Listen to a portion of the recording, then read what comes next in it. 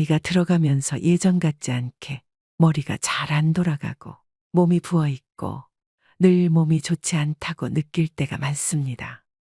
이러면 우리는 바로 나이가 들었다는 신호라고 생각하는데요.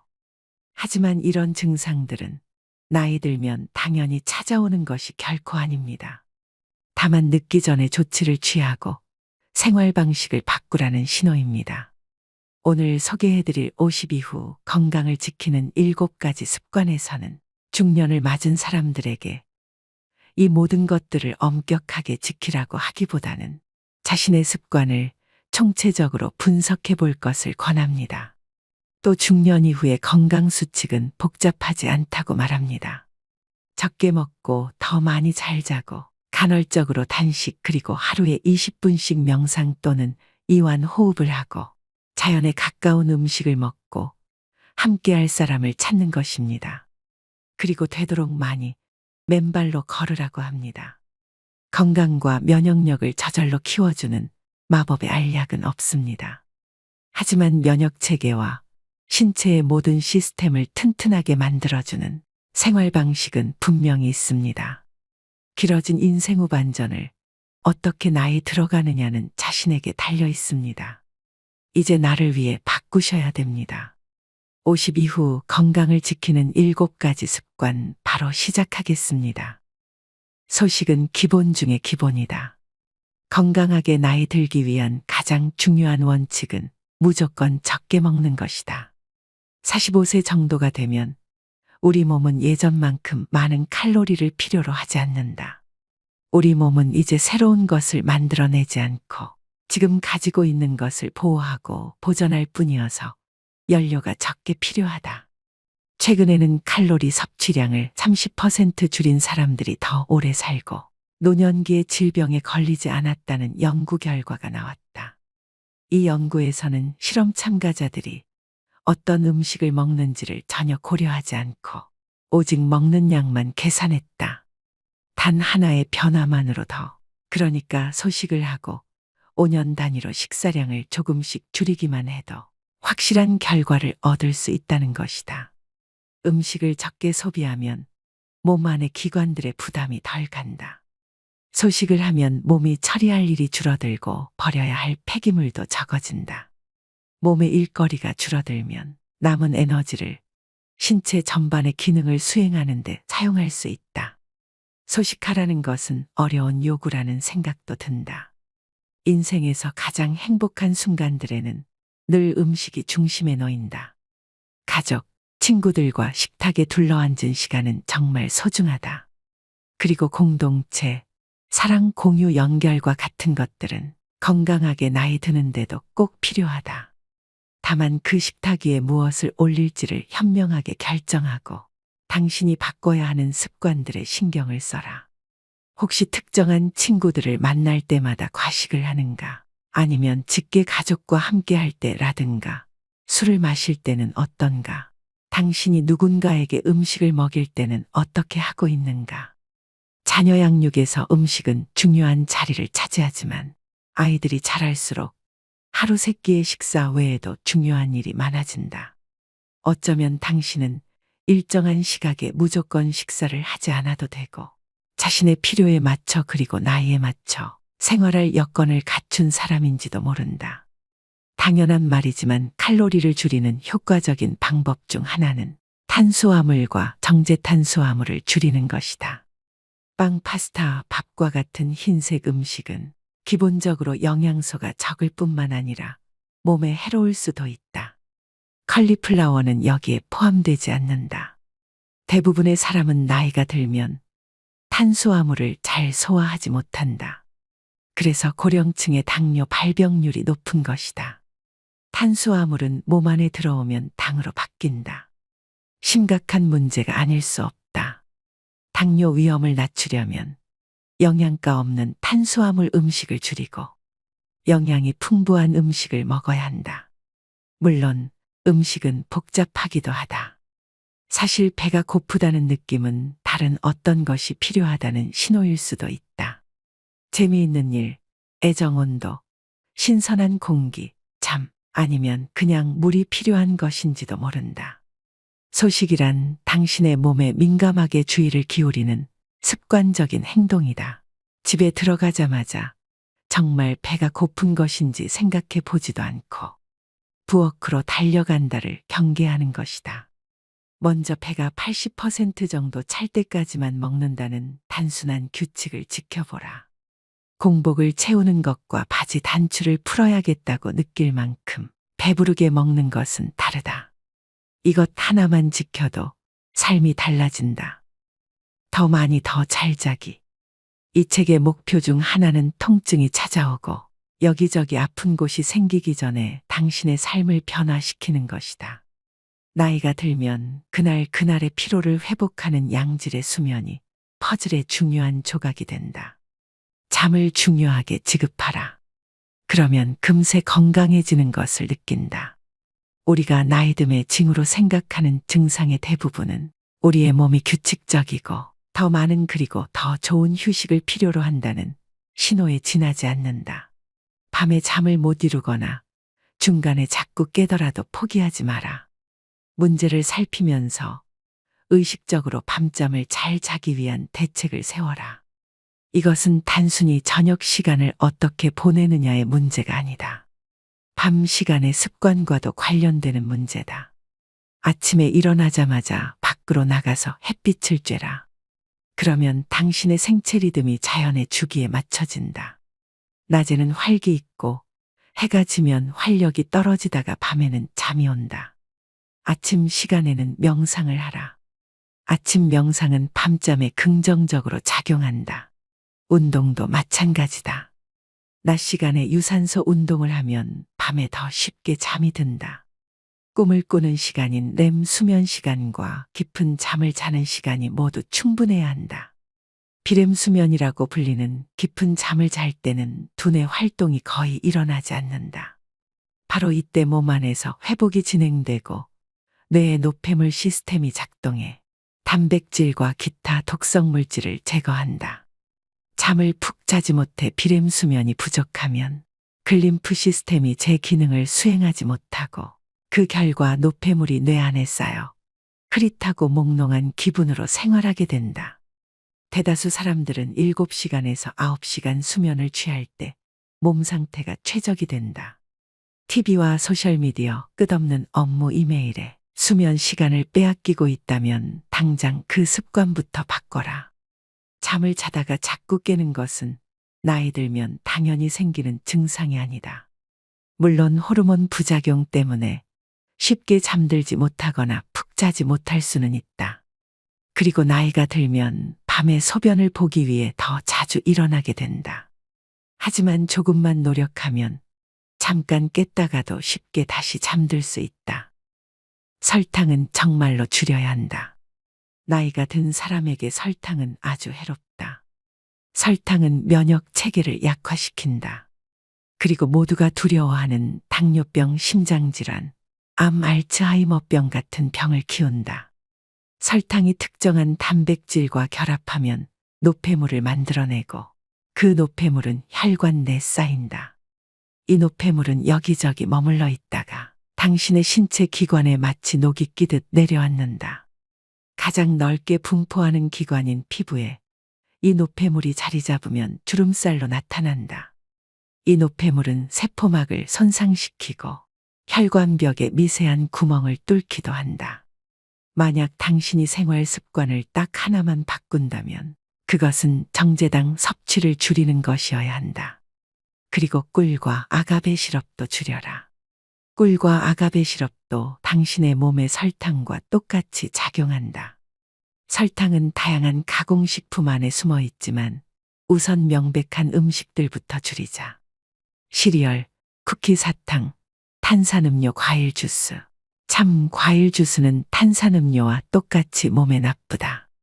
정말로 달콤한 음식이 당길 때는 베리류나 초록 사과를 먹어라.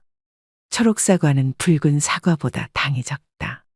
과일에 함유된 섬유질은 장의 흡수 속도를 약간 늦춰주기 때문에 과일을 먹으면 설탕이 많이 들어가 다른 음식을 먹을 때처럼 당이 곧바로 몸에 흡수되어 혈당이 급상승하지는 않는다.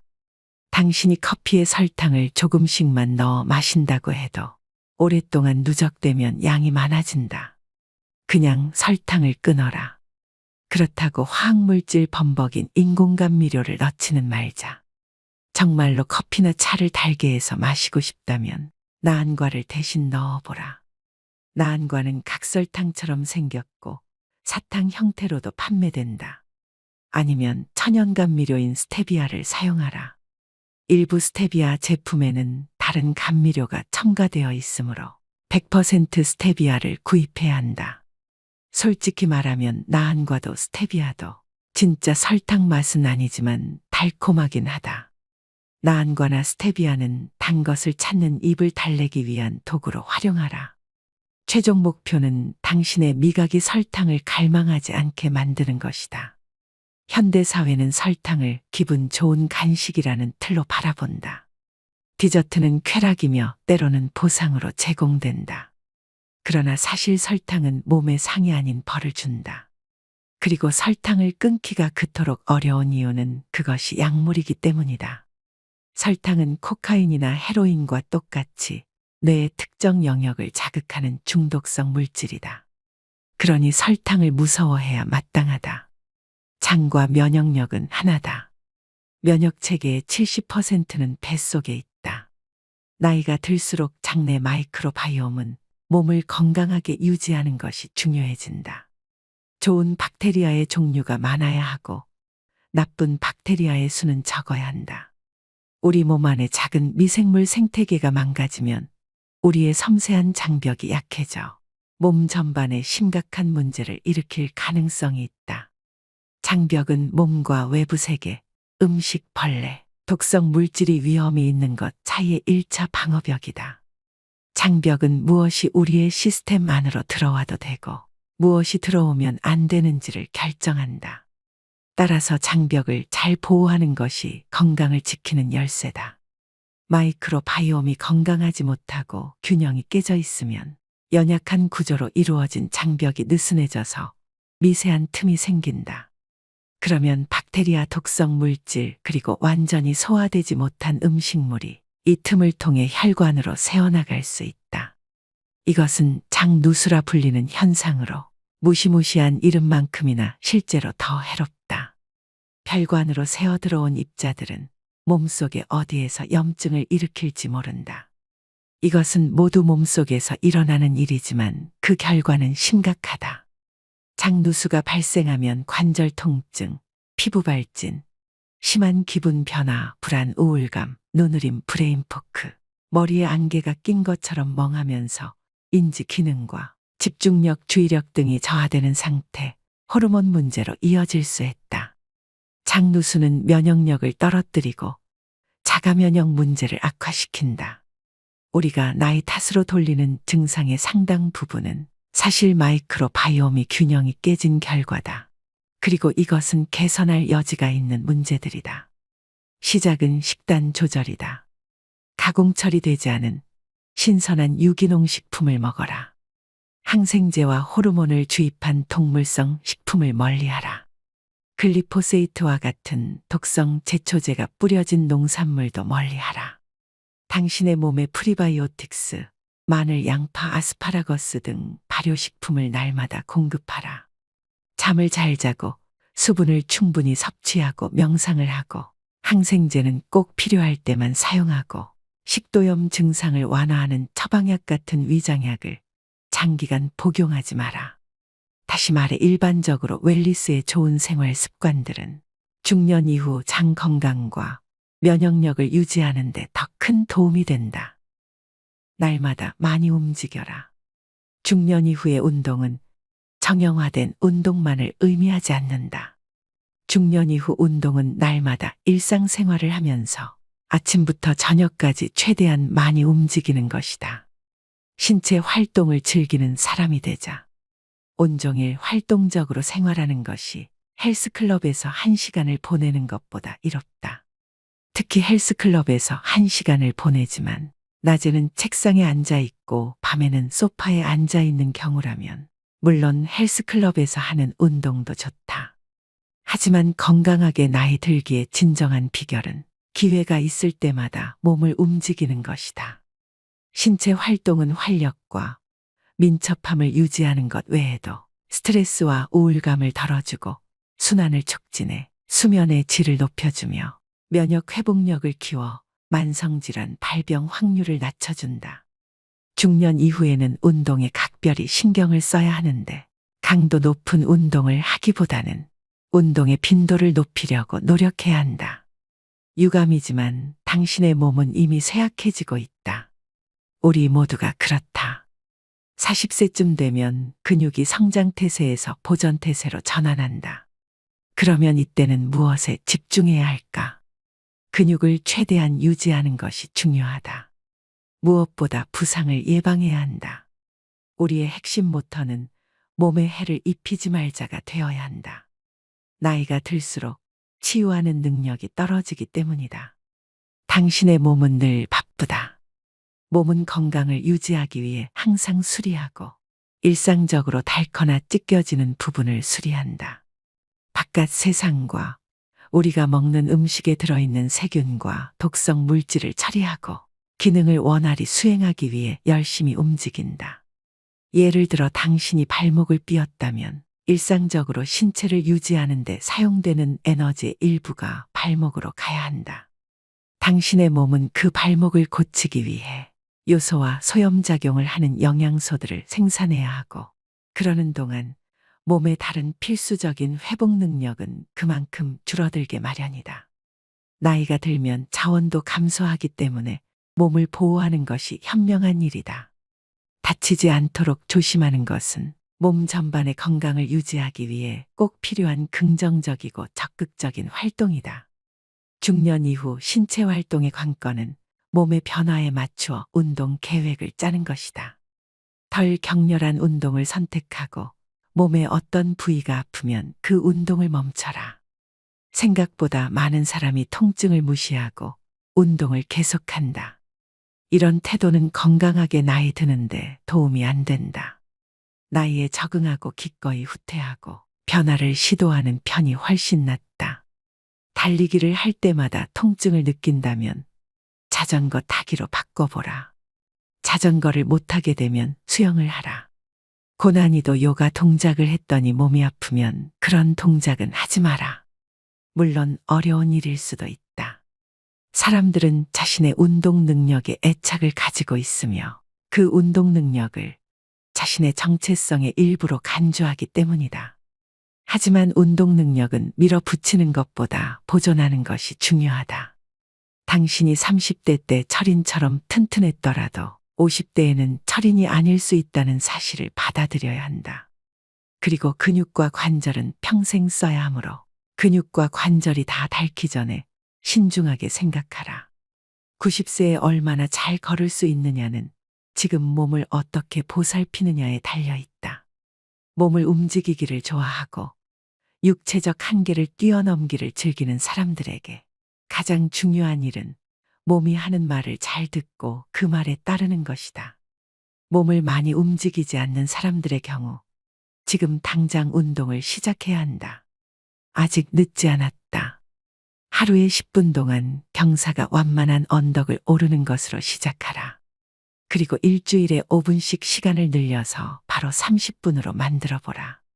이완 휴식 요가를 시작하거나 관절에 부담이 적은 수영 강좌를 신청하는 것도 아주 좋다. 편안하게 시작하고 끈질기게 노력하라. 당신을 활동적인 사람으로 변화시키는 일은 그리 오래 걸리지 않으며 힘이 많이 들지도 않는다.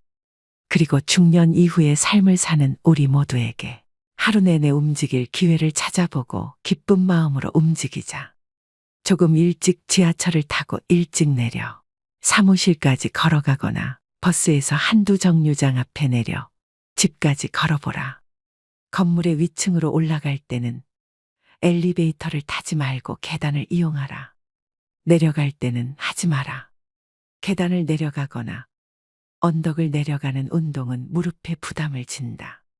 점심시간을 신체활동 시간으로 바꿔보라. 가능하다면 야외에서 신선한 공기를 들이마시며 쉬어라. 반드시 힘이 많이 되는 운동을 할 필요는 없다.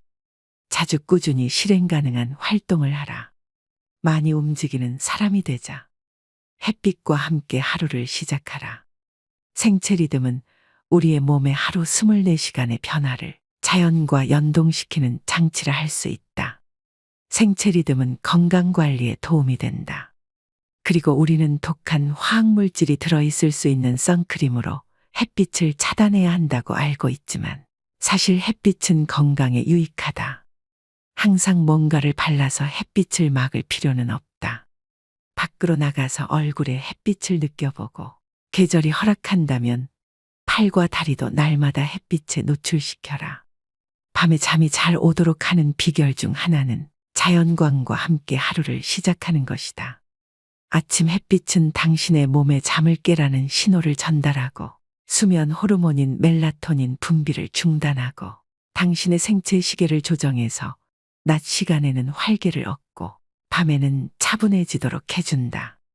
식사 시간도 생체 시계에 지대한 영향을 미친다. 신체 대사의 리듬을 생각하면 가장 크지만 식사는 한낮에 해야 한다. 밤늦게 음식을 먹으면 당신의 몸은 낮 시간 칼로리와 에너지가 필요한 시간이라고 인식한다. 그러면 수면 호르몬 분비에 부정적인 영향을 주고 밤에 잠이 잘 오지 않거나 밤새 잠을 설치는 등의 문제가 생긴다. 숙면을 취하지 못하면 당신의 몸과 안에 반드시 필요한 정서와 회복이 제대로 이루어지지 않는다. 그 결과 당신은 앞에서 언급한 악순환이 반복된다. 찌뿌둥한 상태로 잠에서 깨어나고 에너지를 얻기 위해 탄수화물을 섭취하고 맑은 정신을 유지하기 위해 늦은 오후에 커피를 마시고 밤에는 또 다시 잠을 이루지 못하고 잠을 소중하게 여기는 것은 당신이 건강을 위해 할 수 있는 가장 중요한 일들 중 하나다. 낮의 햇빛과 밤의 어둠에 맞추는 생활은 자연에 순응하는 가장 기본적인 방식이며 건강에도 좋다. 따뜻한 물로 샤워하고 찬물로 헹구기. 우리의 생활을 들여다보면 우리를 죽이지 않으면서 강하게 만들어주는 기회가 많이 있다. 가장 쉬우면서 내가 좋아하는 방법 하나를 소개하자면 따뜻한 물로 샤워하고 나서 30에서 60초 동안 찬물로 마무리하는 것이다. 직관적으로 생각해도 냉수 마찰은 몸에 좋을 것 같지 않은가? 몸에 찬물을 끼얹는 순간 몸은 확 깨어난다. 냉수 마찰을 하면 몸속에 기가 활발하게 순환한다. 요즘에는 서양의학 책에도 냉수 마찰이 건강에 좋은 습관이라고 나온다. 냉수 마찰이 미토콘드리아의 생성과 건강에 도움이 된다는 연구 결과들도 있다. 이 책에 실린 음식 섭취나 수면에 관한 조언들도 모두 미토콘드리아의 생성과 기능 수행에 도움이 되는 것들이다. 따뜻한 물로 샤워하고 나서 찬물로 마무리하는 작은 습관 역시 미토콘드리아에 긍정적으로 작용한다. 따뜻한 물 찬물 공식은 역으로 응용해도 된다. 차가운 수영장에서 몸을 움직이다가 따뜻한 물에 몸을 담가보라. 사우나와 찬물 샤워를 번갈아 해보라. 또는 겨울에 외투를 입지 말고 잠시 바깥에 나가보라. 그러면 기분이 상쾌해진다. 이렇게 차가운 공기를 잠깐 쐬어주면 몸에 좋다. 어릴 때 어른들에게 들은 말과는 다르지만 호르메시스 원리를 응용해서 몸에 다른 종류의 가벼운 스트레스를 줄 수도 있다. 짧은 단식을 하거나 잠깐씩 격렬한 신체 활동을 해보라. 가벼운 스트레스는 몸을 청소하는 자가포식을 활성화하고 세포의 기능 수행과 회복을 돕는다. 나이가 들면 세포의 기능 수행과 회복 능력이 감소한다. 우리의 몸에 짧지만 강렬한 스트레스가 가해질 때 몸은 손상된 것을 더 잘 복구한다. 여기서 손상에는 극단적인 것만이 아니라 생활과 나이듦의 과정에서 자연스럽게 생기는 마모가 포함된다.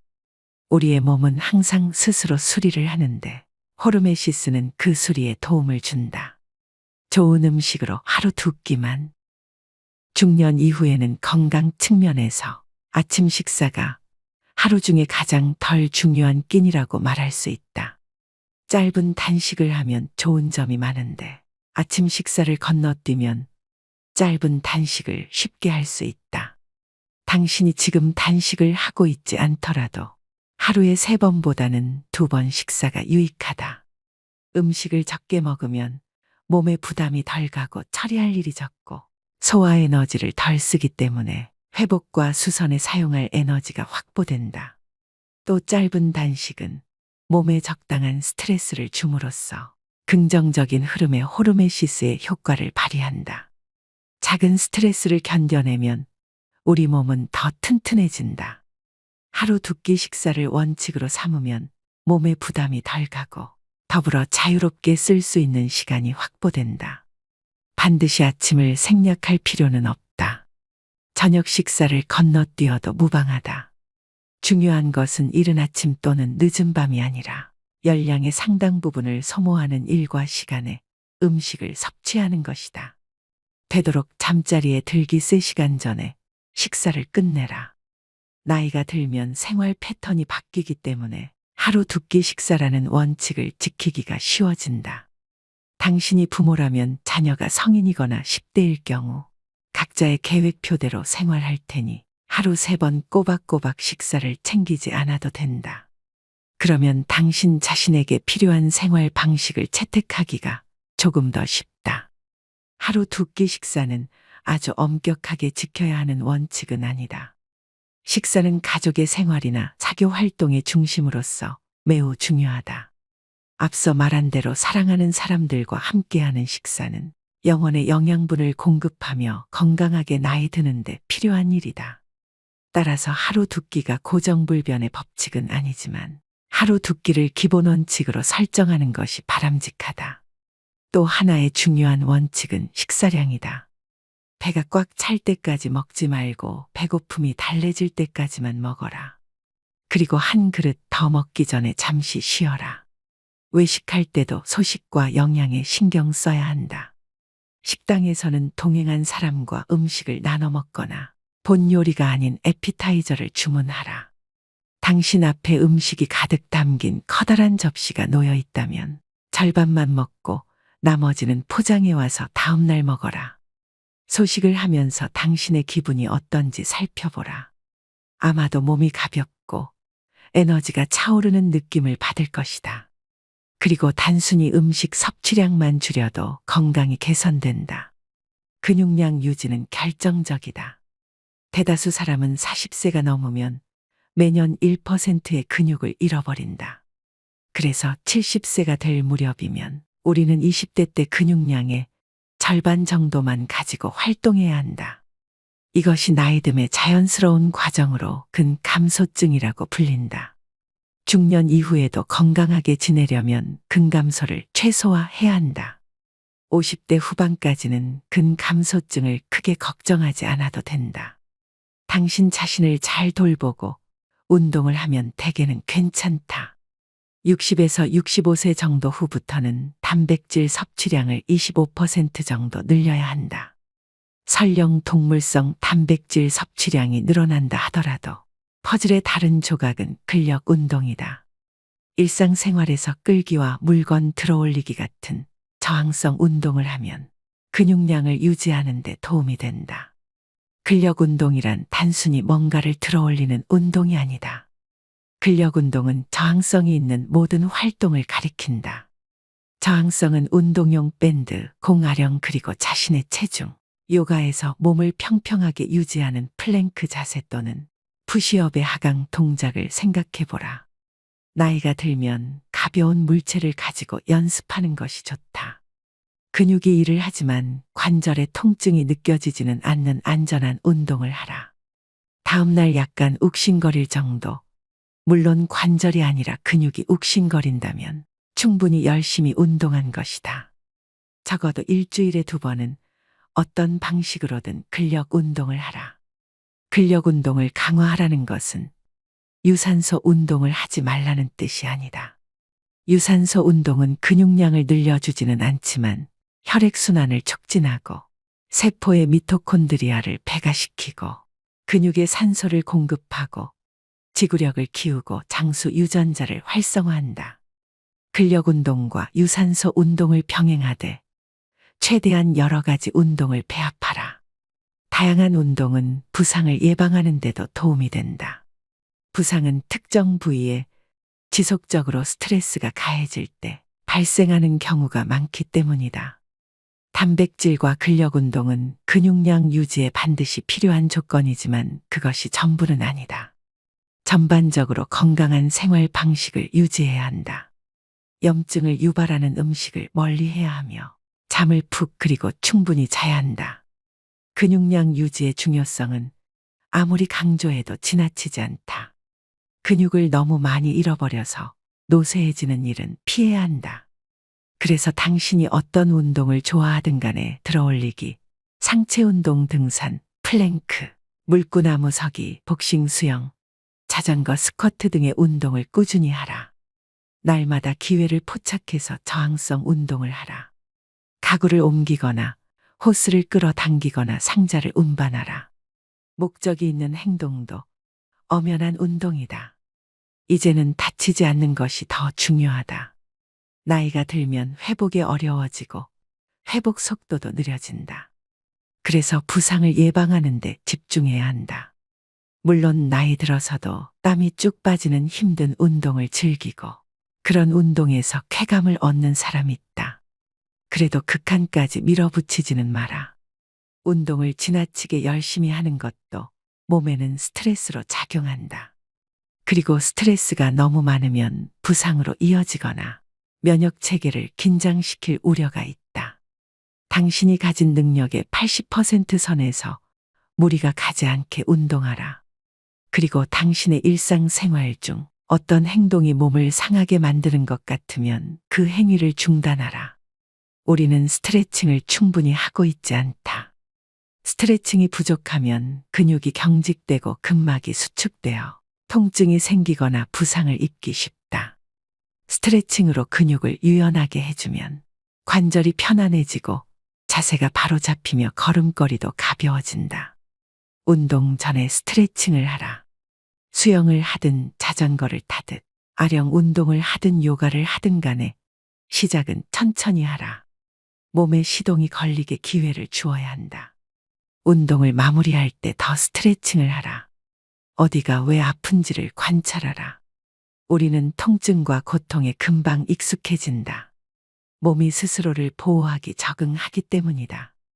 당신은 계단을 오르내릴 때 아킬레스건이 너무 많이 늘어나지 않게 하고 무릎에 가해지는 충격을 줄이기 위해 발을 비스듬히 돌리는가? 무거운 물건을 들 때는 어느 쪽 팔을 주로 쓰는가? 당신이 자주 하는 동작과 당신이 놓치고 있는 습관을 관찰하라. 그래서 문제를 회피하지 말고 바로 잡아야 한다. 미봉책을 사용하다 보면 다른 부위를 다치게 마련이니까. 통증은 발에서 시작해서 엉덩이로 올라가고 나중에는 허리와 어깨에 문제가 생긴다. 결국에는 불균형과 불편이 쌓이고 쌓여 문제를 해결하기가 어려워진다. 당신에게 필요한 운동을 잘 선택하면 하나의 부상에 대처하기 위한 행동이 다른 부상으로 이어지는 사태를 방지할 수 있다. 오늘의 영상 어떠셨나요? 나이를 잘 먹는다는 것은 단순한 운이 아니고 복권처럼 임의로 주어지는 혜택도 아닙니다. 그것은 일상생활 속에서 구체적인 선택의 결과물입니다. 여러분이 날마다 하는 일상적인 선택은 전반적인 건강과 신체의 자기보호 능력에 굉장한 영향을 끼치는데요. 최적의 나이듦이란 행복하고 활기차며 앞으로 수십 년 동안 정말 좋아하는 일들을 할 수 있는 것을 의미합니다. 이 책이 여러분의 인생 후반전의 건강 계획에 도움이 되었으면 하는 바람입니다. 이 영상은 책의 일부분만 소개해드렸습니다. 더 많은 정보를 알고 싶으시다면 책 전문을 읽어보시길 추천드립니다. 오늘도 노후의 지혜와 함께 해주셔서 감사드립니다. 황금빛으로 무르익어가는 여러분의 지혜로운 인생을 언제나 응원합니다. 은퇴 시기 전후로는 이런저런 불안과 다양한 감정이 교차하게 되는데요.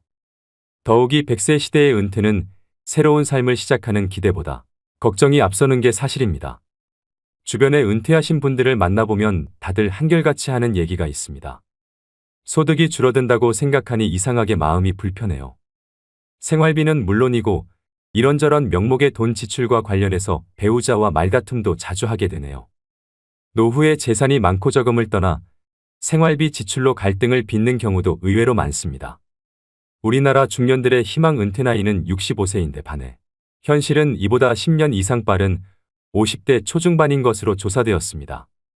이러한 이유 등으로 노후의 적정 생활비는 평균 369만 원이지만 실제 현실은 212만 원에 불과했는데요.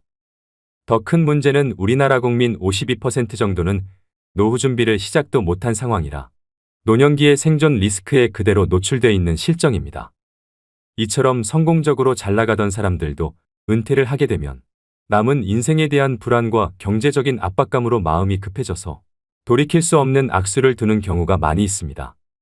주변에서 말려도 나는 다르다면서 굳이 그 길을 시작하시는 분들이 계십니다. 그래서 오늘은 은퇴 전문가들이 꼽은 은퇴 후에 패인되는 지름길 5가지에 대해 알려드리려고 합니다. 은퇴 후 절대 하지 말아야 하는 첫 번째는 잘 모르는 분야에 절대 투자하지 않기입니다. 아침부터 저녁까지 밤낮 없이 회사에 매여 살다가 갑자기 아침에 갈 곳도 없고 집에 있자니 가족들 눈치도 보이고 무언가를 해야겠다는 생각이 점점 더 사람을 조급하게 만드는데요.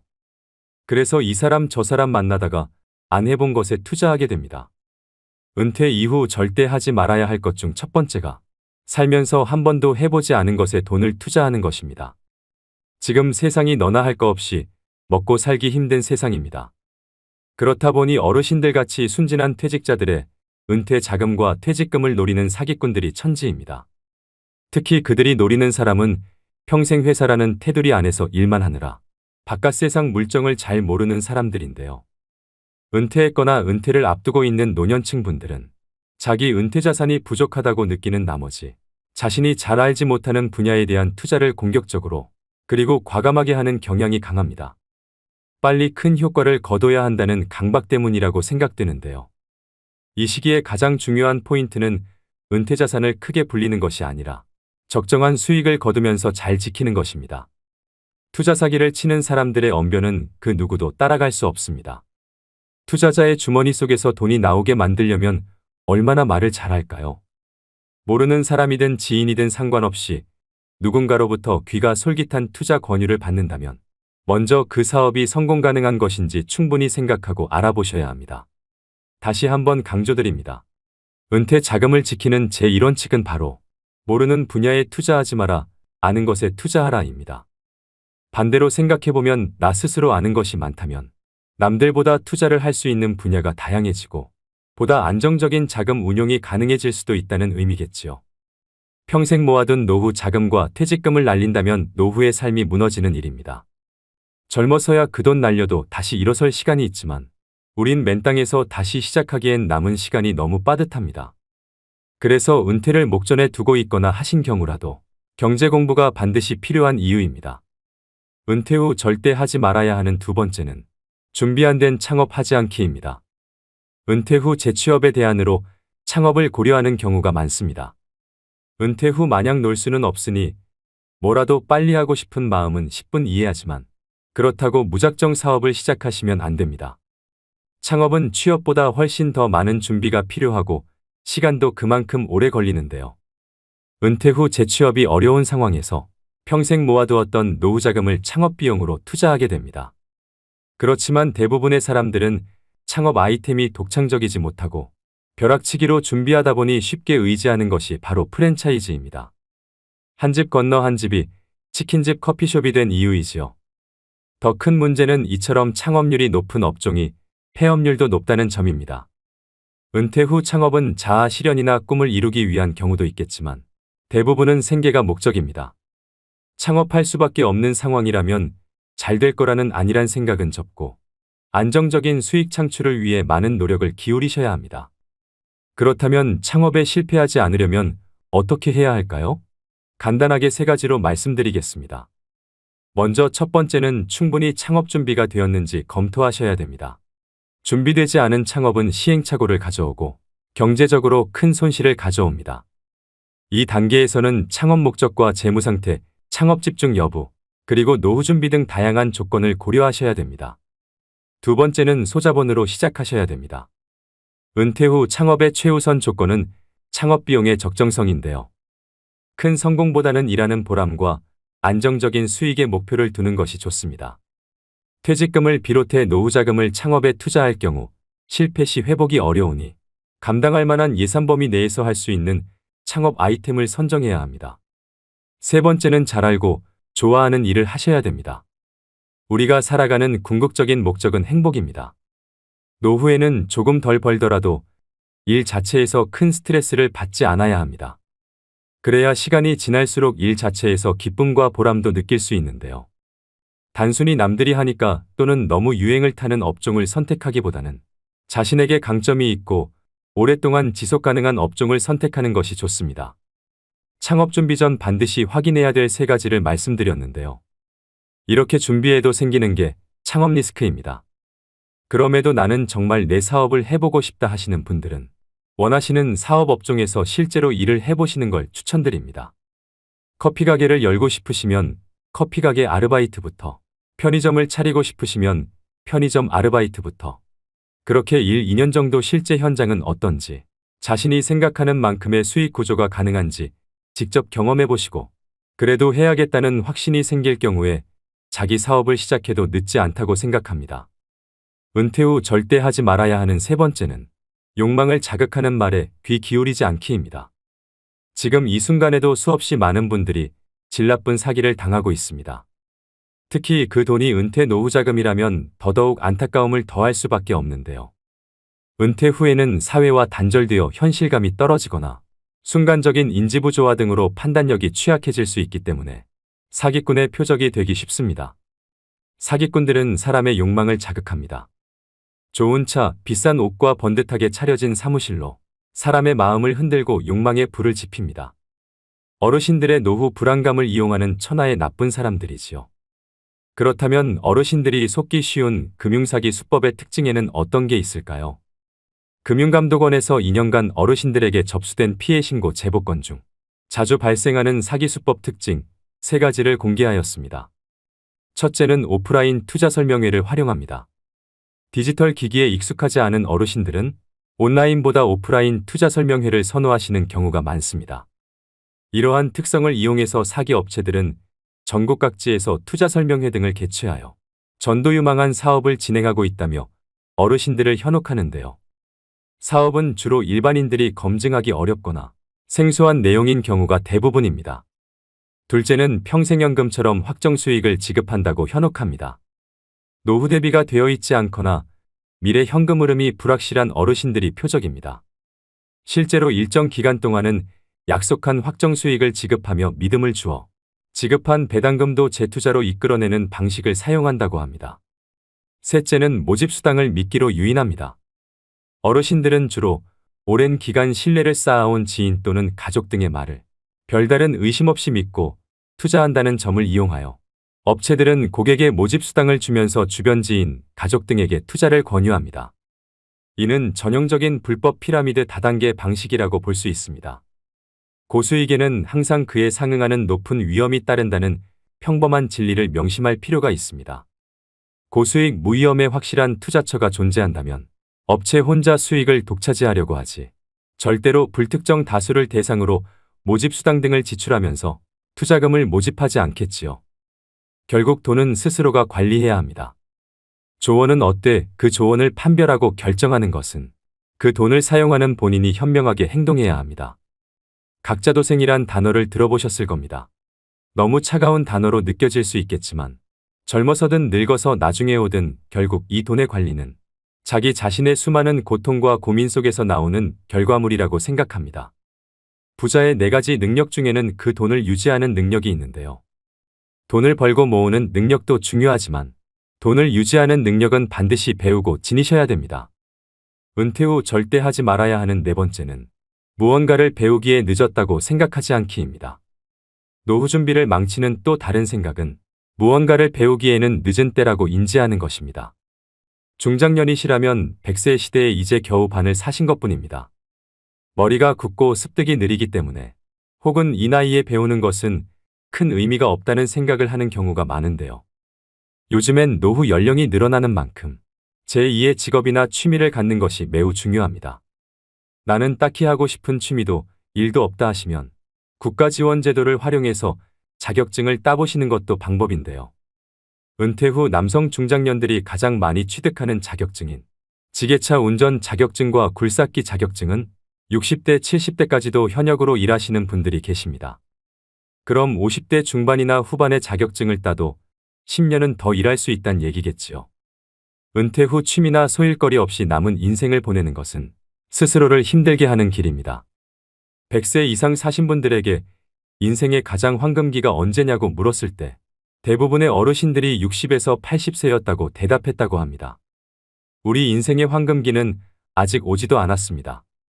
하지만 은퇴 후에 그저 뒷방 늙은이로 방에서 TV나 보면서 노후의 시간을 소비한다면 그 시간들을 우리 인생의 황금기로 만들지 못할 겁니다. 그 시간들을 어떻게 보내느냐에 따라 여러분 인생의 후반전이 달라질 수 있습니다. 오히려 노년의 시기는 치열한 성과에 집중하는 대신 삶의 의미를 완성할 수 있는 최적의 때입니다. 몸보다 마음이 먼저 늙는 사람들이 있습니다. 여러분들이 아직 젊다는 걸 잊지 마시고 새로운 도전을 두려워하시지 말길 바랍니다.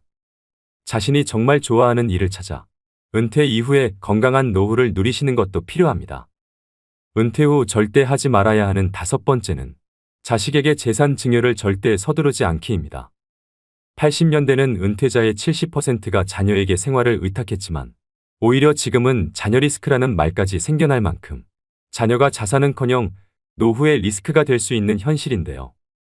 현역으로 일하는 동안 노후 대비에는 소홀하고 자녀에게 너무 많은 비용을 쏟은 경우를 말합니다. 또 노후 자금은 어느 정도 마련해 놨다고 하더라도 자녀 리스크를 관리하지 못하면 노후 설계에 실패할 수밖에 없다는 얘기이기도 하지요. 여러분들 주변에도 그런 분들이 계실지 모르겠지만 제 주위에는 일찍이 자식에게 전 재산을 넘기고 노후를 딱하게 살고 계시는 분들이 몇몇 있는데요. 젊어서는 상가도 여러 개 가지고 부유하게 사셨던 분이셨습니다. 그런데 그분 남편분이 돌아가시고 나서 재산을 미리 자식들에게 증여를 하면서 문제가 발생했습니다. 그 과정에서 자식들끼리도 서로 더 가지려고 싸움이 나서 지금은 그 자식들끼리도 서로 안 보고 산다고 합니다. 자기 살던 집까지 큰아들 명의로 넘겨줬는데 재산 넘겨받고 나서 부모를 안면몰수 해버리더랍니다. 할머니가 집에서 구박을 받다 봤다. 나중에 아들 딸집 전전하다가 이제는 그마저도 여의치 않아서 혼자 방 하나 얻어서 청소일 하시면서 사신다고 합니다. 재산 증여뿐만 아니라 자식 사업자금이니 결혼자금이니 하면서 과도하게 자녀를 지원하는 분들이 계십니다. 자식이 사업하는데 돈이 급하다고 자신이 살고 있는 집을 담보로 대출을 받아준다든가 자식 번듯하게 결혼시키려고 노후자금으로 모아둔 돈 탈탈 털어 자식에게 주시면 안 됩니다. 자식은 나이가 60, 70을 먹어도 자식이라고 남들보다 더 챙겨서 시집 장가 보내고 싶은 마음도 알겠고 사업자금 쪼들여서 고생하는 거 보면 어떻게든 도와주고 싶은 마음도 알겠지만 자신이 가진 재산을 올인하시는 건 절대 안 됩니다. 물론 자녀를 리스크라고 부르는 주장에 동의하시지 않는 분들도 계시겠지만 한 번쯤은 생각해 보셔야 되는 현실적인 문제입니다. 자식 사랑에도 절제가 필요합니다. 자녀 리스크를 줄일 수 있는 가장 기본적인 방법으로 모든 것을 책임져 주려고 하기보다는 자녀 스스로가 한 사람으로 성장하도록 지켜보면서 도와주는 역할 정도를 감당하고 부모도 정서적 경제적으로 계속 노후를 준비하셔야 됩니다. 오히려 빨리 선을 그어주어야 그 안에서 자기의 길을 준비할 수 있게 됩니다. 그리고 그 이상 해주지 못하는 것에 대해서 부모가 미안해할 필요도 없습니다. 부모와 자식 서로가 독립된 존재로 온전히 서 있는 사람이 되면 됩니다. 늙어서는 돈을 꼭 움켜쥐고 계셔야 합니다. 명심하셔야 합니다. 증여는 죽기 직전에 해도 늦지 않습니다. 은퇴 후에 하면 폐인되기 딱 좋은 5가지에 대해서 말씀드렸습니다. 마음이 급하면 귀를 닫게 되고 인생 망치는 결정을 할 수 있습니다. 급할수록 돌아가라는 말이 있듯이 말씀드린 리스크를 항상 유의하시고 천천히 노후 준비에 대해 공부하면서 한 걸음 한 걸음 앞으로 나아가셔야 합니다. 그렇다면 은퇴 후 30년 이상의 노후 준비에 꼭 필요한 항목들은 무엇일까요? 은퇴연구소에서는 노후 준비에 OF가 필요하다고 하는데요. F로 시작하는 5가지가 행복한 노후를 만들어준다고 합니다. 먼저 첫 번째는 돈 파이낸스입니다. 노후에는 국민연금과 퇴직연금 그리고 개인연금의 3층 연금으로 노후의 월급인 연금 준비가 필요합니다. 또 노후 준비는 빠르면 빠를수록 좋고 현역으로 오래 일해서 전략적으로 노후 준비를 하셔야 됩니다. 여기서 반드시 확인해야 하는 부분이 퇴직연금과 개인연금은 수령받는 금액과 수령할 수 있는 기간이 있다는 점입니다. 죽을 때까지라는 모호한 기간을 예측할 수 없기 때문에 수령 기간이 짧으면 많은 금액을 받을 수 있지만 본인이 생각한 것보다 더 오래 산다면 퇴직연금과 개인연금은 고갈됩니다. 그래서 추가로 주택연금을 가입하시는 분들이 최근 많이 늘었습니다. 100세 시대에 늙는 것도 서러운데 금전적인 문제까지 늙어서 해결해야 한다면 더 서글퍼지지 않을까 생각합니다. 노후에는 집 한 채보다는 현금 흐름이 나오는 연금이 중요해서 3층 연금으로 노후의 월급인 연금을 반드시 준비하셔야 됩니다. 두 번째는 건강 피트니스입니다. 건강하게 신체 나이를 줄여주는 가장 확실한 방법이 바로 마음 습관입니다. 즉 스트레스 관리법인데요. 웃으면 복이 와요가 아닙니다. 웃으면 건강해집니다. 돈으로는 살 수 없지만 인체에서 특정 조건에서 생성되는 강력한 암치료제가 바로 엔돌핀, 세로토닌과 도파민입니다. 나이 들수록 많이 웃고 사셔야 됩니다. 그리고 나이가 들면 찾아오는 고질병이 있습니다. 고혈압, 고지혈, 당뇨인데요. 히포크라테스가 말하길 음식으로 고치지 못하는 병은 약으로도 고치지 못한다는 말이 있습니다. 약에 의존하기보다는 같은 값이라면 저염식 건강식으로 균형 잡힌 규칙적인 식사가 더 도움이 됩니다. 또 가까운 거리는 걸어 다니시고 대중교통을 애용하는 습관이 오래 사는 지름길입니다. 돈, 배우자 그리고 좋은 친구가 있다 하더라도 건강이 없다면 모든 것을 잃어버린다는 걸 명심하셔야 됩니다. 세 번째는 소일거리 필드입니다.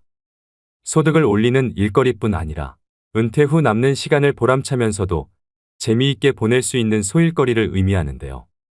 100세 시대인 만큼 은퇴 후 3, 40년을 어떻게 보낼 건지 은퇴 전에 미리 준비하고 노후에는 자신이 감당할 수 있는 비용도 고려하면서 취미를 만드는 게 좋습니다. 직장 다닐 때는 직장이 필드겠지만 은퇴한 후의 필드는 달라집니다. 파크골프나 글쓰기, 그림 그리기 같은 취미 활동이나 봉사활동 등으로 바뀌는데요. 이때 다시 한번 강조드리는 점은 꼭 소득을 얻기 위한 일자리가 아니더라도 내 시간을 의미 있게 보낼 수 있는 소일거리를 찾아야 노후에 많은 시간을 알차게 보내실 수 있습니다. 네 번째는 친구 프렌즈입니다. 돈 있고 할 일이 있어도 친구가 없으면 재미없는 삶이 될 수밖에 없습니다. 노년기에는 가족과 친구, 지역사회와의 관계를 유지하는 것이 정서적 안정과 삶의 만족도에 중요합니다. 정기적인 사회적 활동은 고립감을 줄이고 행복감을 증진시키는데요.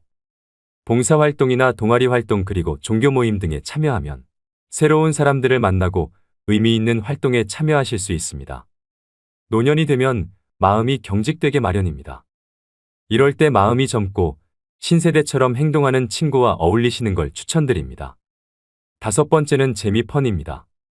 돈도 소일거리도 어느 정도 있고 사랑하는 배우자와 자녀, 그리고 좋아하는 친구들이 있다면 부러울 게 없습니다. 인생이 재미있고 즐거울 것입니다.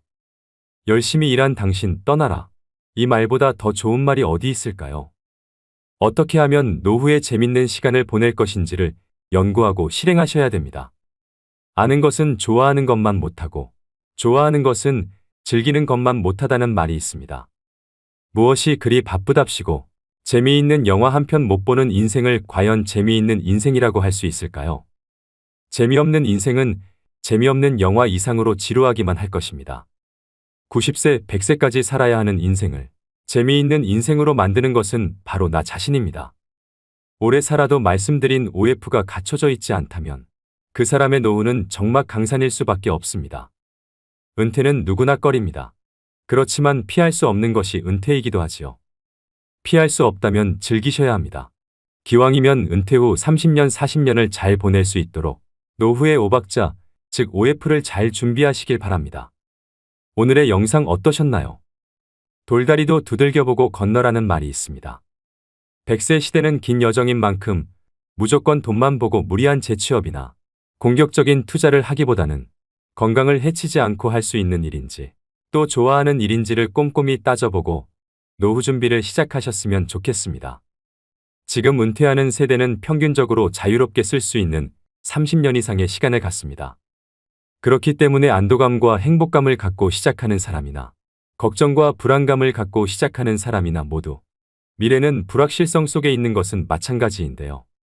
그러니 다가오는 노후를 너무 불안해하지 마시고 지난 30년을 불확실성 속에서 개척해왔듯이 앞으로 남은 노후 30년도 개척하시면서 살아야 합니다. 누구나 다 늙습니다. 자연의 섭리이고 공평한 시간 법칙입니다. 누구나 윤택한 노후를 보내고 싶어하는 마음을 가지고 있습니다. 시작하지 않으면 아무것도 되지 않는다를 명심하시고 안정적인 노후를 위해 또 준비하셔야 됩니다. 노후 준비는 그게 무엇이 됐든 생각이 아니라 하는 것부터 시작입니다. 오늘도 노후의 지혜와 함께 해주셔서 감사드립니다. 황금빛으로 무르익어가는 여러분의 지혜로운 인생을 언제나 응원합니다. 여러분의 나이가 이미 건강 수명을 넘어 80세에 이르렀다면 어떻게 사는 게 바람직할까요? 지금은 100세 시대라고 할 만큼 수명이 길어진 것은 기쁜 일일 수도 있겠으나 실은 조금 걱정되는 점도 있습니다. 왜냐하면 많은 고령자들이 오래 살아야 한다는 강박에 사로잡혀 있기 때문인데요. 여러분은 다음 문항을 보시면 어떤 생각이 드시나요? 사실은 먹고 싶지만 건강에 해롭다니까 참는다. 몸을 움직이기 힘든데 건강을 위해 무리하여 운동한다. 효과를 느끼지 못하면서도 오래 살려는 마음에 계속 약을 먹는다. 전부 맞는 이야기라고 생각되시나요? 나이가 들수록 건강에 해로운 건 피하고 건강에 이로운 것은 꾸준히 실천하는 게 당연하다는 생각이 드는데요. 하지만 건강을 위해 했던 이러한 일들이 80세가 넘은 사람이라면 전부 자제할 필요도 무리할 필요도 없다고 합니다. 그래서 오늘은 우리의 일반적인 상식과는 다른 이야기를 해보려고 합니다. 80세의 벽이라는 책이 있는데요.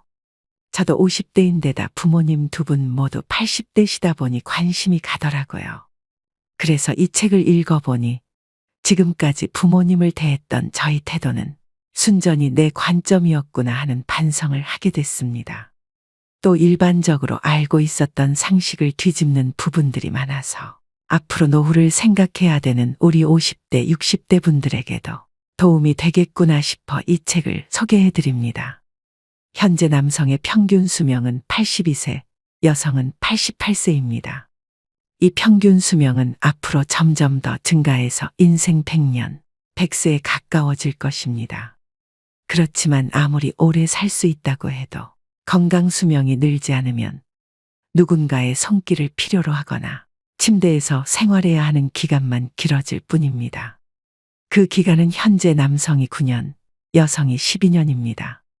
건강하지 못해도 오래 살고 싶다라고 생각하는 사람도 있을 테지만 가능하면 힘차고 건강하게 살아야 됩니다. 80세 이후는 70대와는 완전히 다릅니다. 어제까지 가능했던 일이 오늘은 안 되는 상황을 수없이 맞닥뜨립니다. 컨디션 난조를 겪는 일도 잦아집니다. 무거워서 드는 것조차 못하게 되는 암담한 순간을 맞게 되는 나이입니다. 또 치매인가 라는 생각에 자신감을 잃는 일도 있을 겁니다. 리모컨을 어디에 뒀는지 기억조차 없는 당황한 상황을 자주 겪기도 하는데요. 배우자나 가까운 사람의 죽음을 경험하면서 하루아침에 고독이나 절망에 사로잡힐지도 모릅니다. 순식간에 생로병사의 거대한 벽이 거친 파도처럼 덮쳐오는 것이죠.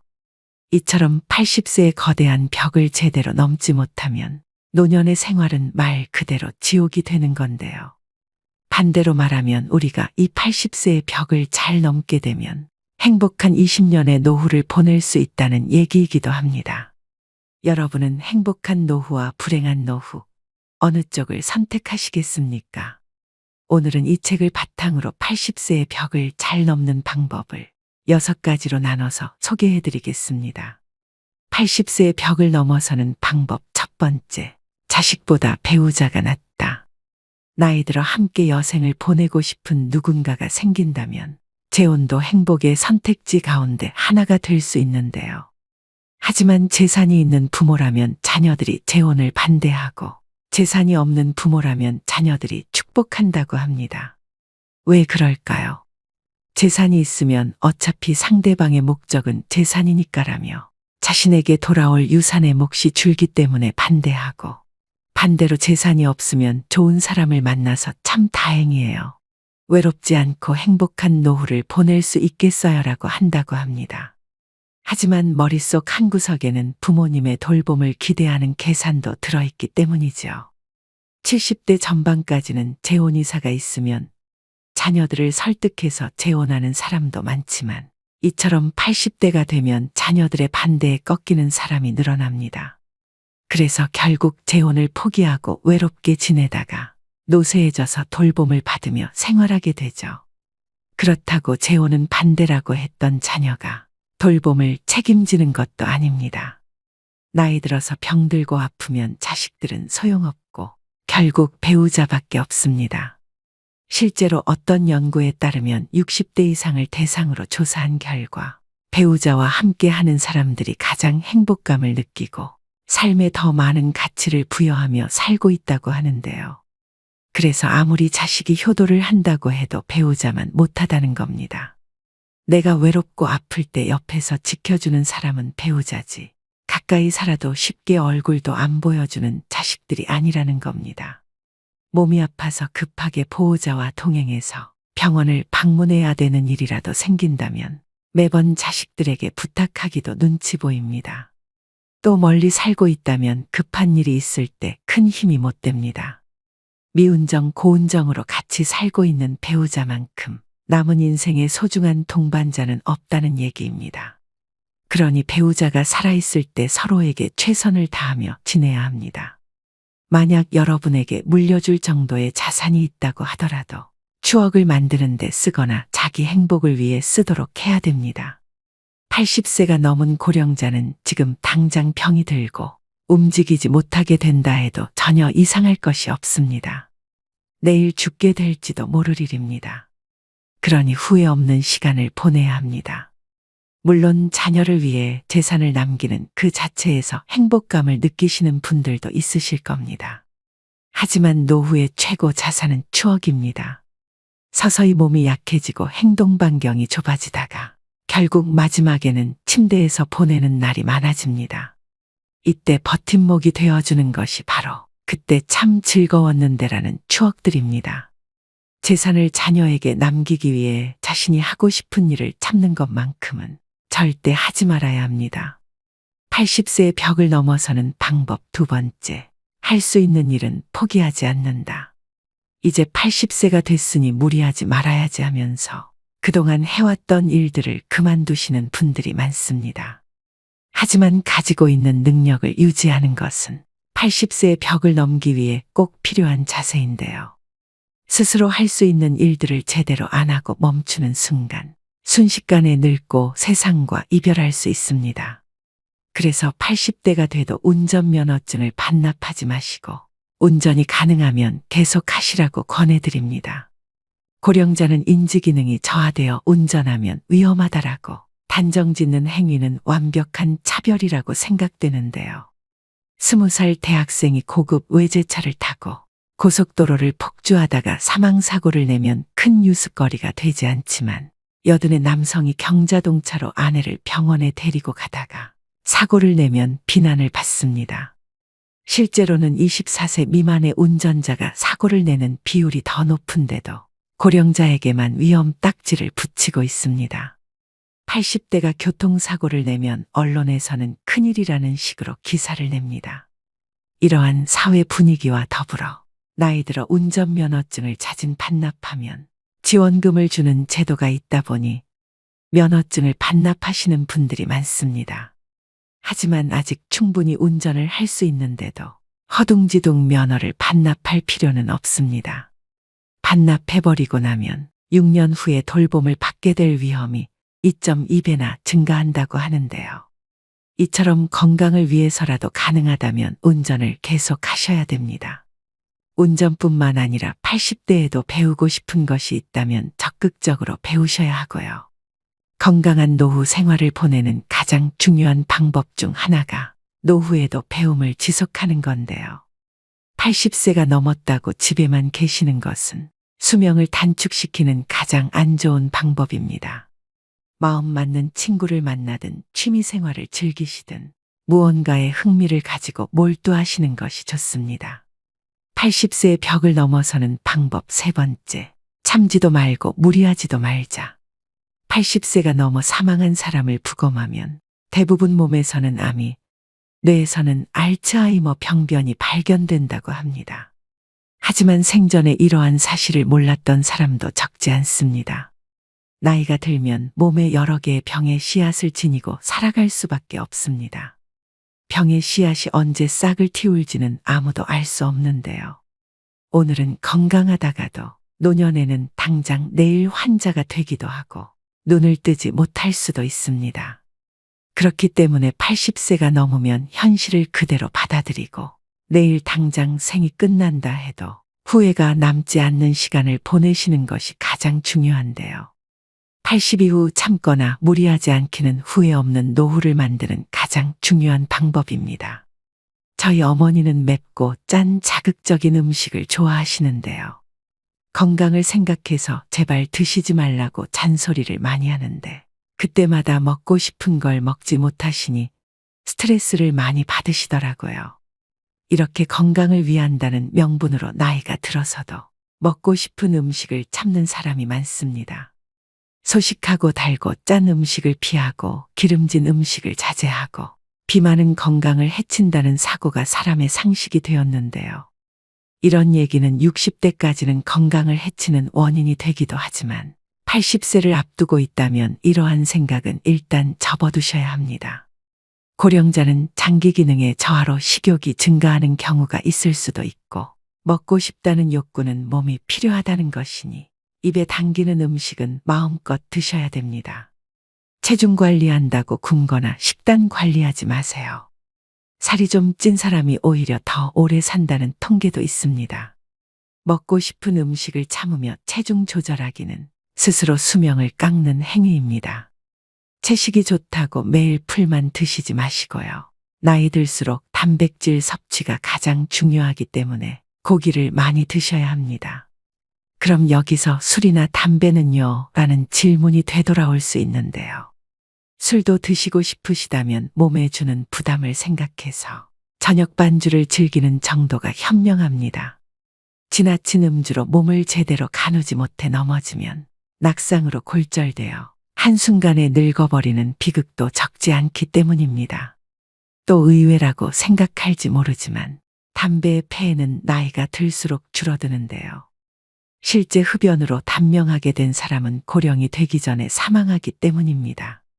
즉 담배를 계속 피웠는데도 80세까지 산 사람은 앞으로 금연하든 흡연하든 수명에는 큰 차이가 없다는 뜻입니다.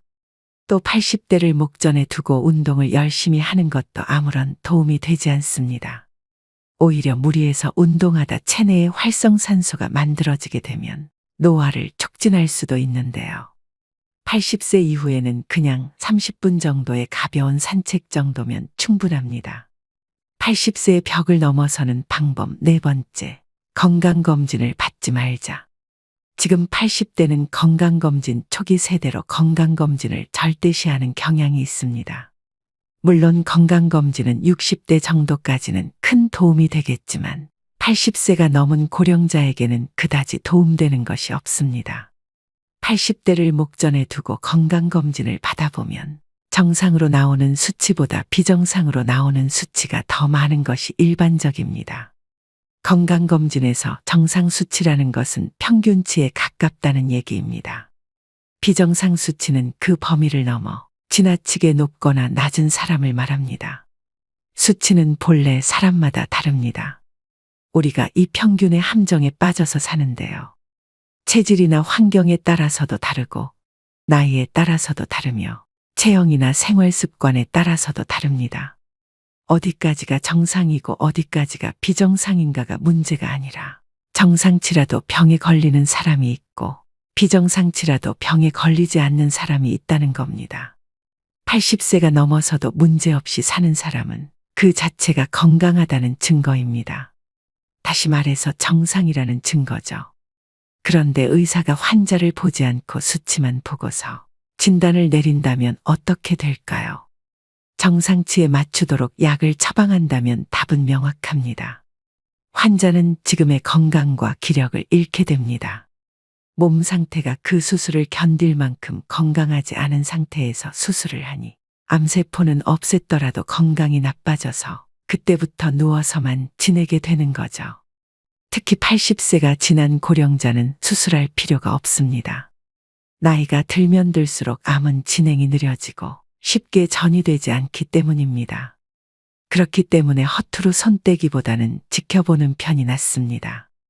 사실 발견하지 못했을 뿐 훨씬 이전부터 암을 지닌 채 살아왔고 앞으로 서서히 진행되겠지만 한순간에 나빠지는 일은 거의 없기 때문입니다. 아시다시피 암 치료는 간단하지 않습니다. 수술이든 화학치료든 몸에 심각한 부담을 줄 수밖에 없는데요. 체력이 크게 떨어지는 80세 이상의 고령자는 평소 생활로 되돌아가지 못할 확률이 높다는 걸 명심하셔야 됩니다. 80세의 벽을 넘어서는 방법 5번째. 자기와 맞는 의사를 찾자. 80세의 벽을 넘으려면 얼마나 좋은 의사를 선택하고 얼마나 좋은 관계를 유지하느냐가 관건입니다. 그렇다면 어떤 의사를 선택해야 할까요? 좋은 의사를 구별하는 가장 손쉬운 방법은 약에 관해 이야기를 나누어 보는 것입니다. 본래 약은 몸 상태를 좋게 하는 것이 목적인데 처방해준 약을 먹고 몸 상태가 나빠진 것 같다고 해도 이건 좋은 약이니까 혹은 약을 끊고 죽고 싶나요라는 식의 태도를 보이는 의사라면 그 병원은 그만 다니는 편이 낫습니다. 교과서적인 수치와 검사 결과만 믿고 환자 개인이 느끼는 몸 상태는 생각하지 않는 건데요. 제대로 된 의사라면 다른 약으로 바꾸든 양을 줄이든 식의 후속 조치를 취하게 될 것입니다. 만약 그런 의사라면 좋은 주치의가 될 수 있습니다. 환자를 잘 섬기는 의사, 환자들의 말을 다 들어주는 의사는 좋은 의사라 볼 수 있습니다. 환자가 말할 때 차트나 들여다보고 환자가 묻는 질문에 마지못해 몇 마디 대답해주는 의사는 결코 좋은 의사가 아닙니다. 또 환자의 눈높이에서 환자가 궁금해하는 것을 성의껏 잘 설명해주는 친절한 의사인지도 확인해 보셔야 합니다. 자기 환자를 끝까지 책임지는 의사의 자세가 무엇보다 중요합니다. 투병이 시작되면 의사, 환자, 보호자는 2인 삼각 경기를 하는 것처럼 서로 발을 묶고 완치를 향해 전진하는 관계가 됩니다. 그 중에서도 의사가 나 몰라라 하면 환자와 보호자는 절망하게 되겠죠. 이처럼 80대가 되면 나와 잘 맞는 의사를 찾는 것이 무엇보다 중요합니다. 내가 보내고 싶어하는 노후를 이해하고 거기에 맞는 방향으로 움직여주는 의사를 만나야 하는 거죠. 수술을 원하지 않는데 수술밖에 방법이 없다고 딱 잘라서 이야기하는 것은 의사 같지 않은 의사입니다. 진료 받을 때마다 불편함을 느끼게 하거나 심리적 피로감이 들게 하는 의사라면 궁합이 맞지 않다는 뜻입니다. 나와 맞지 않는 의사에게 진찰받는 것은 말년에 지옥행 버스에 오르는 격이죠. 80세를 맞이하는 고령자에게 병원과 의사는 매우 가까운 존재입니다. 소중한 내 몸을 믿고 맡길 수 있는 의사를 만나는 것은 행운이라고 할 수 있습니다. 그렇기 때문에 조금 더 젊은 50대, 60대부터 이 병원, 저 병원 다니면서 널리 알려진 명의보다 나만의 명의를 찾는 일이 중요합니다. 80세의 벽을 넘어서는 방법 6번째. 약은 최소한으로 먹자. 나이 들수록 여기저기 안 아픈 곳이 없는데요. 그러면 병원 진료도 장기별로 과마다 진료를 받게 됩니다. 여러 과를 돌면서 진료를 받게 되면 문제는 많은 양의 약으로 드러납니다. 예를 들면 검사 결과 혈압이 높다며 순환기내과에서 혈압강화제를 처방합니다. 거기다 혈당치가 높다는 사실을 알게 되면 내분비내과에서도 약을 주게 되는데요. 각기 다른 전문의에게 약을 처방받았더니 다량의 약을 복용해야 하는 상황이 심심찮게 생깁니다. 또 약의 종류가 많아질수록 중복약을 처방받을 확률도 높습니다. 예를 들어 소화 기능이 떨어지는 경우에는 약의 위장을 보호해주는 위장약이 들어가는데 다른 목적으로 처방된 약들을 함께 복용하게 될 때 위장약이 포함되어 있으면 중복으로 복용하게 되는 셈입니다. 위장약은 위산 분비를 억제해 약을 복용할 때 속쓰림 등을 방지해 주지만 과도하게 섭취할 경우에는 장염이나 폐렴 위험이 커집니다. 또 순환기 전문의가 진료를 하고 나서 높은 콜레스테롤 수치를 약으로 낮추면 면역 기능이 저하되고 암이 진행되기 쉬우면서 감기나 독감에도 쉽게 걸립니다. 혈관계 이상으로 죽는 게 아니라 암이 진행되거나 폐렴으로 죽게 될 수 있는 거죠. 이렇게 되면 약이 되는 것이 아니라 독이 될 수도 있다는 사실을 기억하셔야 합니다. 이런 장기별 전문 진료 체계는 60대까지는 효과가 있지만 80대 전후에는 별로 도움이 되지 않습니다. 특히 고령자일수록 많은 약을 함께 쓰면 문제가 됩니다. 물론 꼭 먹어야 하는 약도 있으므로 모든 약을 끊을 수는 없지만 일상생활의 활동 수준을 방해하지 않도록 최소한에 머물러야 합니다. 머리가 아프면 두통약을 먹고 위가 아프면 위장약을 먹으면 됩니다. 필요할 때 필요한 만큼만 먹는 것이 약의 올바른 사용법입니다. 약을 계속 먹어야 오래 산다는 근거는 어디에도 없다는 사실을 기억하셔야 됩니다. 오늘의 영상 어떠셨나요? 80세의 벽은 높고 두꺼우나 벽을 넘는 방법 6가지를 소개해드렸습니다. 종합적으로 강조드리고 싶은 것은 싫은 걸 억지로 참지 말고 좋아하는 일을 하는 것입니다. 아무리 후회해도 지난 날은 돌아오지 않습니다. 내일 일은 아무도 모릅니다. 내일은 내일의 바람이 붑니다. 그것이 인생입니다. 그러므로 자신의 인생을 있는 그대로 받아들이기만 하면 됩니다. 어떤 것이라도 두려워하거나 걱정하지 마세요. 원하는 일을 하고 먹고 싶은 음식을 먹고 만나고 싶은 사람을 만나고 하고 싶은 말을 하면서 살면 됩니다. 이것이 행복한 노후와 불행한 노후를 가르는 기준입니다. 불량 노인이어도 됩니다. 사람 좋은 척하면 건강이 불량해집니다. 여태까지 사람들의 눈치를 살피고 사양하느라 하고 싶은 일을 참으며 살아오셨을 겁니다. 그런데 80세가 넘어 참거나 무리하게 되면 몸과 마음이 지치고 건강이 나빠집니다. 지금까지 애쓰고 고생하며 살아왔으니 앞으로는 원하는 대로 살아보셔야 합니다. 80세가 넘은 고령자라면 그렇게 살아도 됩니다. 인생에는 다양한 의미의 오르막과 내리막이 있지만 오르막에서도 내리막에서도 행복은 생각하기 나름입니다.